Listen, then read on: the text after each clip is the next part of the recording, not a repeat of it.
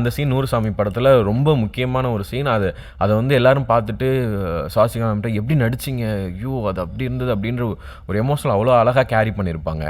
நீங்க அந்த சீன் அப்படி எடுத்து பார்க்கும்போது, அத நீங்க எப்படி எடுத்துக்கிட்டீங்க?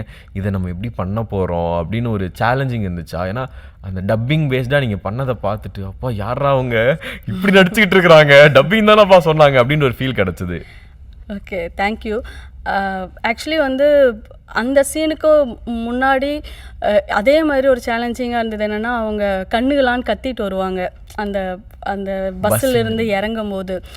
அது சுவாசிகா மேம் பண்ணதை பார்த்துட்டு எனக்கு ஐயோ இது நம்மளால் பண்ண முடியுமா? ஏன்னா சுவாசிகா மேம் பார்த்தீங்கன்னா அவங்களோட பைலட்டில் எல்லாமே கொடுத்துருப்பாங்க. அந்த எமோஷன் எல்லாமே அவங்களுக்கு அந்த அந்த மலையாளம் லைட்டாக கலந்தது இருக்குமோ தவிர்த்து மற்ற எல்லாமே எமோஷன்லேருந்து பக்காவாக அவங்க கொடுத்துருப்பாங்க. அதை அப்படியே நான் வந்து பண்ணாலே போதும்.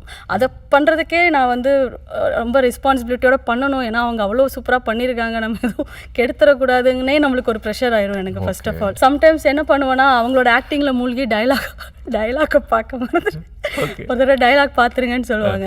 நான் டைலாகை பார்க்காம அவங்களோட ஆக்டிங்கை பார்த்துட்டே அப்படியே விட்டுருவேன். அப்புறம் கேட்டிங்களா சிமிலர், ஐயோ சார் சாரி, இன்னொரு தடவை ப்ளே பண்ணுங்கள், அந்த மாதிரி இருக்கும். ஸோ அந்த மாதிரி பயங்கரமான பர்ஃபார்மர் அவங்க. ஆக்சுவலி அவங்க பண்ணுறது தான் ஆக்சுவலி நான் இமிடேட் பண்ண ட்ரை பண்ணுறேன். ஸோ ஆல்ரெடி எல்லாமே அவங்க கொடுக்கறது தான்.